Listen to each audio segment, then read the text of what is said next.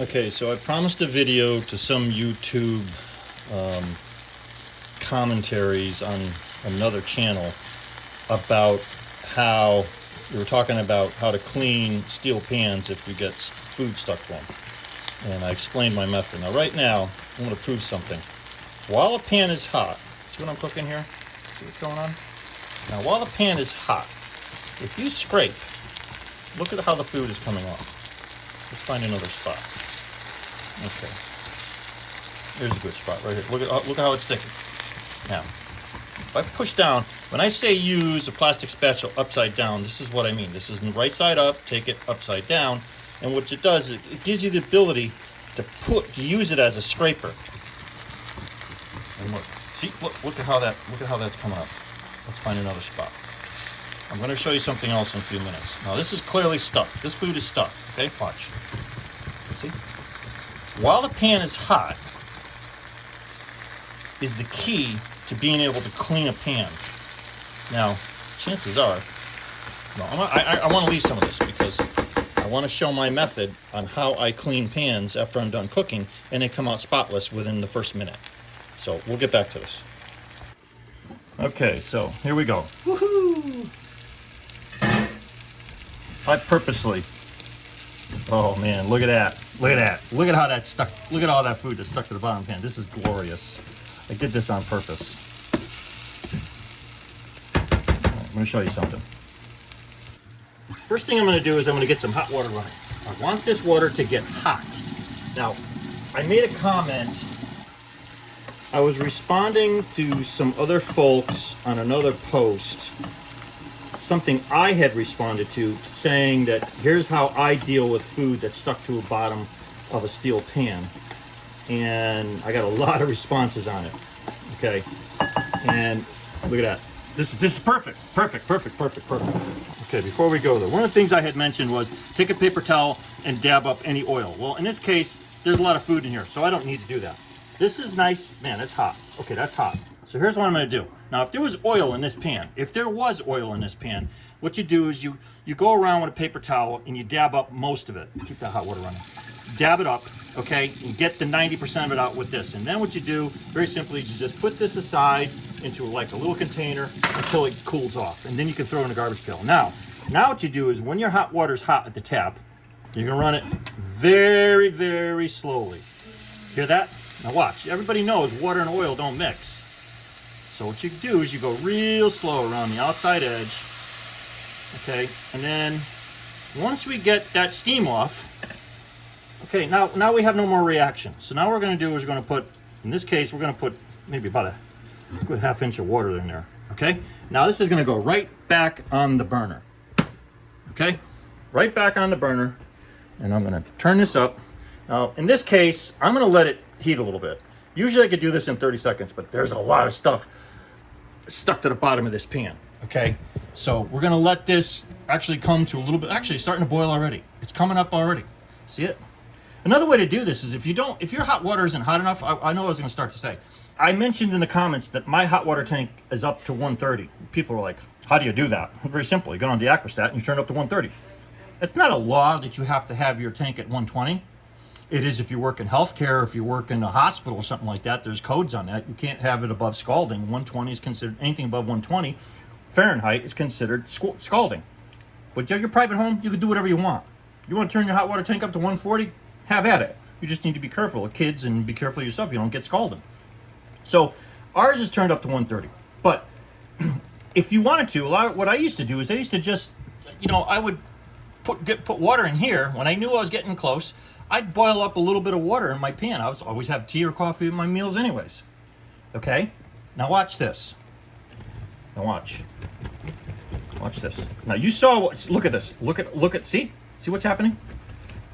Now I say, upside down. A plastic spatula, upside down, acts like, see, you can push on it, acts like a scraper. And all you're doing is doing this. It's coming off. I'm barely putting anything into this. Barely pressing it. Just a little bit of pressure. Just enough so I could feel it scraping. I'm getting 95% of the cooties off of this. And you can see I'm making, look at, as I swirl it, you can see how it's coming off. Now what I'm gonna do is I'm gonna get my hot water running again. See, now we got a lot of stuff in here, so I got no place to put this. You know, like this I do. I'll put it in here. I'll just put it in here. I'm gonna probably make a mess, you watch. I'll just put it in here. Look at the inside of that pan. Look at it, look at it, look at it. Come on, what is easier than that? And literally this happens within the first 30 seconds to a minute.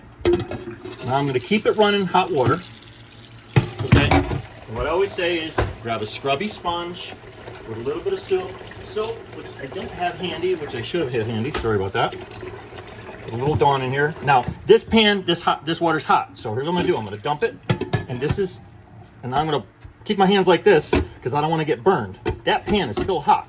And I'm just gonna go around. There's a few spots that I know, I just don't wanna get burned with that hot water. There's a few sheets, boom, boom, right there. You can feel this through the sponge where there's like a little spot you may have missed. Okay, that's it. Bada bing, bada bong. No barkeeper's friend. No, you know, oh, I'm gonna soak the pan and leave it in the sink. How many of you know that doesn't work? If you soak a pan and leave it in the sink, when you come back to it, what happens? You still can't clean it. You're still fighting it. So, my tip for you there is put hot water in it, put it on a burner, and let it boil out, and it'll start to soften that food up.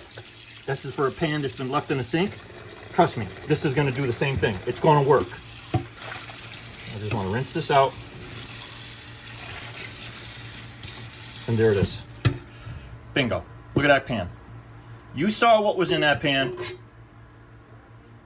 That's how you clean a pan. There's no other way to do it. If you don't want to do it that way, you're lazy. That's all I got to tell you. It only takes a minute. And then while you're at it, clean the spatula. Instead of putting it in a stupid sink and letting it sit with everything. Clean the spatula, right? And then it's ready for you tomorrow morning when you're ready to do breakfast again.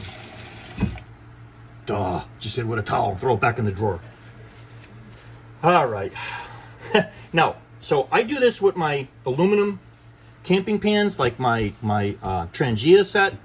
I do the same thing with all my camping. When I'm out camping, it works. So you got to boil up some water on another alcohol burner or something like that, and you get it prepped. So when you're done cooking, that's it. That's what you use. You clean your pans, and they come clean, no issues. Whether you're using Dusol, I don't know how they say that. Dusol, the steel lined aluminum pans that Trangia offers, any of those pans. But there's the proof right there. Proof in the pudding. All right, one more quick freebie tip.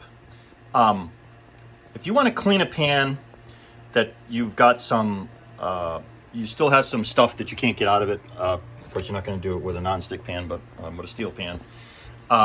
Barkeeper's Friend. You can get this stuff at Walmart. There's this gold bottle, and there's one that's more like a blue bottle, and I can't remember which one is which. One costs like $1 and change, like almost $2, and the other one is, I don't know, like $7. I've tried them both, and I'm going to tell you what, I have never noticed a difference between the two. So just go with the cheaper one. You can get it at home. You can get it at Walmart. Barkeeper's Friend is an old standby for steel pans. You ever have a steel pan where it gets deeply discolored on the bottom of the pan and you can't get it out? That's what you want to use right there. You take that on a non-destructive scrubby and you start working in circles. What you do is use hot water and you create a clump of this stuff. And what you do is you turn it into a paste, okay? And then you just go in circles and you just go in sections. You just keep circle, circle, circle. It's just like when you're taking scuffs out of a car with a compound. And you just keep adding a little bit more water, keep adding a little more Barkeeper's Fen, and keep making a paste as you go. Trust me, that pan will come out and look almost like a brand new pan. You'll be so surprised. Now, here's the thing. If you don't have Barkeeper's Friend, that's okay. Baking soda. That's another thing that helps to clean. Yeah, baking soda will also help to clean some of the discoloring. You could try it. I think I have done it actually once. Baking soda works really well. Same thing, water on a scrubby, non-destructive scrubby sponge, turn it into a paste. And what I like to do is maybe even mix a little bit of Dawn in with it. And I like Dawn because, why do we like Dawn? Because it cuts grease better than any of the others. And then, if you don't have baking soda, salt. Use a salt. Salt will not hurt your pan. I wouldn't do that on aluminum. But put, again, not on a nonstick, but on a steel pan, same thing. Put some salt in there, and then use Dawn in your scrubby, and just go in circular motions, and you'll be amazed at what salt will do. When I'm out in the woods and I'm camping, I usually have baking soda with me. I have a small amount of baking soda, and I have some flour with me so that I can make bannock bread, okay? The only thing, all I clean my pans with, literally, is baking soda, and rinse them with hot water. That's how I clean my stuff out in the woods. I mean, if I don't have that, I'm going to use a little bit of, you can use charcoal from your fire as long as it's pure. There's no papers or anything burned in it. And you can also you could use dirt. You can actually use dirt and then just rinse it out with hot water. But in the house, barkeeper's friend, baking soda, or salt. They all work and they all do the same thing. All right, and a little bit of Dawn and a scrubby pad. That's all you need. All right, that's another freebie. Peace, have a great day.